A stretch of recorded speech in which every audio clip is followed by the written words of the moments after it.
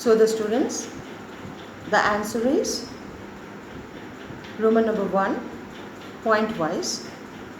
The main objectives of liberals were as follows. The main objectives of liberals were as follows. 1. They expected a nation which tolerated all the religions. That means they were the believers of secularism, you can say.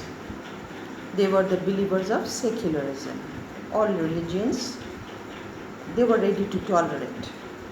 They expected a nation which tolerated all the religions. 2. They opposed the uncontrolled powers of dynastic rulers. That means dynasty, monarchical system, they opposed. They opposed the uncontrolled powers of dynastic rulers. 3.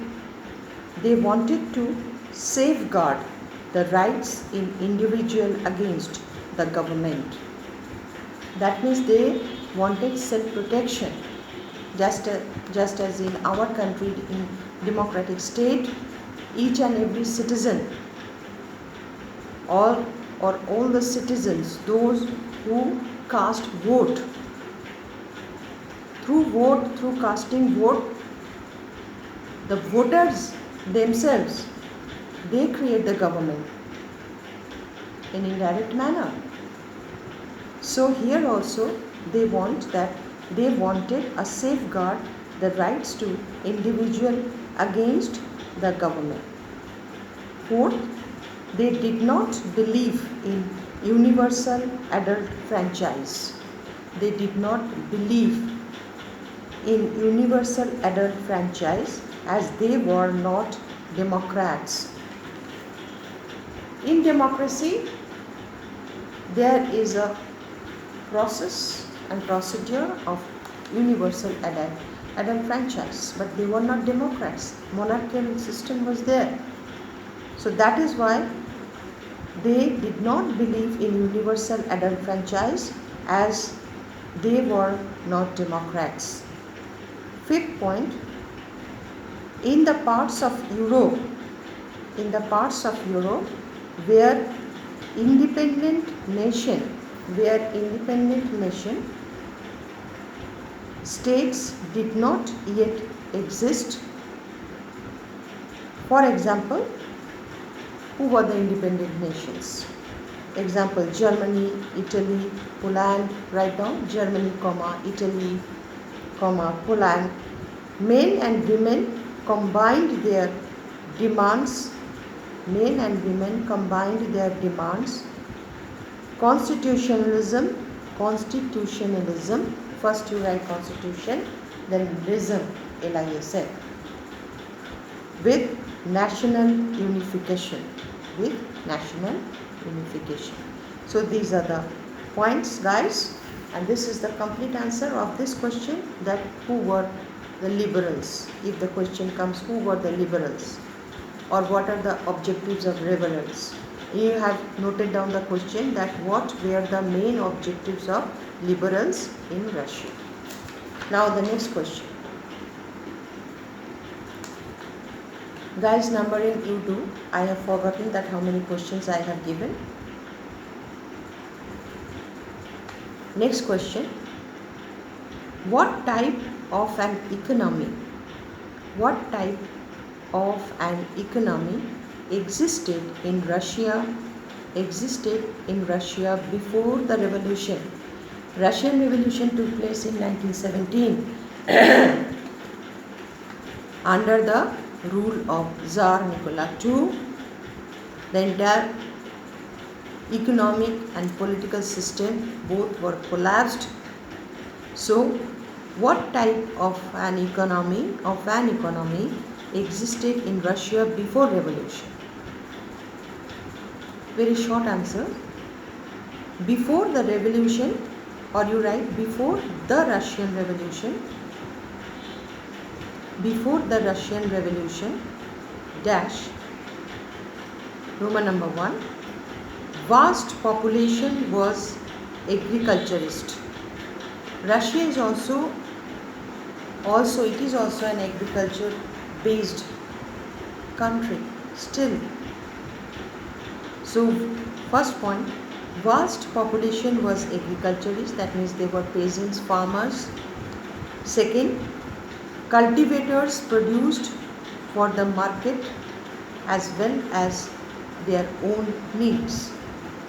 Cultivators produced for the market as well as their own needs.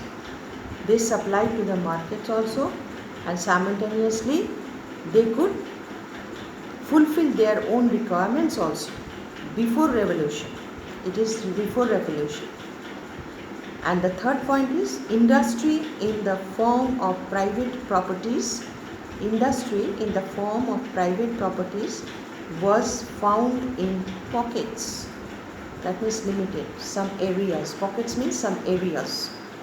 Industry in the form of private properties was found in pockets, that means some limited people, they used to enjoy the private property. Factories were set up in 1890s and 1900. Factories were set up in 1890s, small s, and 1900 means 1900, then small s. So guys, this is the complete answer of this question. And today's last question. Write the question. Explain the Lenin's April thesis. Vladimir Lenin, who is the founder of Bolshevik party or Bolshevik group, staunch socialist. So question number, this question, what question number you have put numbering.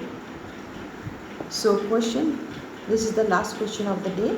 Explain the Lenin's April thesis, within inverted comma, April, THESIS, April thesis. Now write the answer. Demands of April thesis.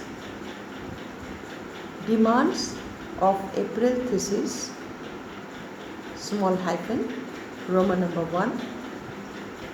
Lenin returned to Russia from exile. Lenin was sent to banishment.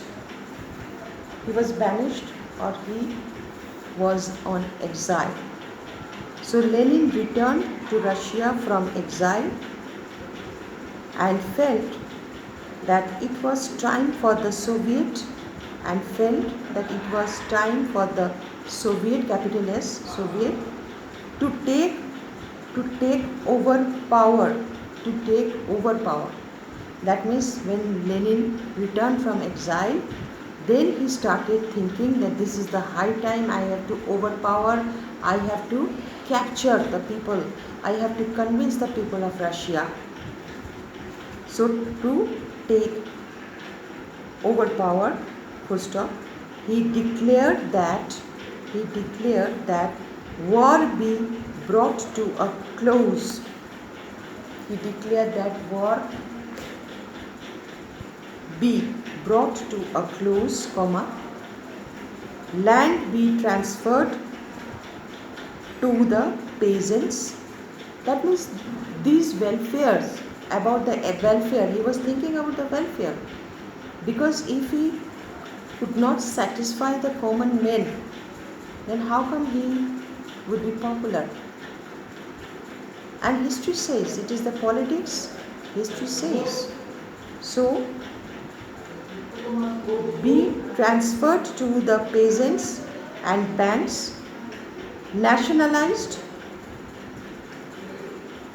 peasants and banks nationalized, full stop. He also argued, after full stop, he also argued, ARGUED, he also argued to rename Bolshevik party as Communist party. Bolshevik party's name, it was changed and it was renamed to Communist Party, C capital, Party P capital. And then second point, started planning on uprising against government with the support of army. Third point, military revolution, capital M, capital R, military revolutionary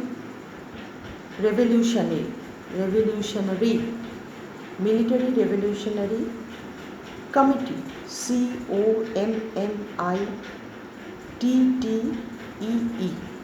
all double. Military Revolutionary Committee was planned to seize the power and bring the city under control.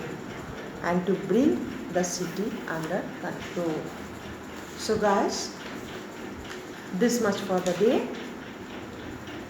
You memorize all these question answers, and next, the same chapter, remaining question answer I will discuss in my next lecture. Till then, take care of yourself, stay home, stay safe. God bless you.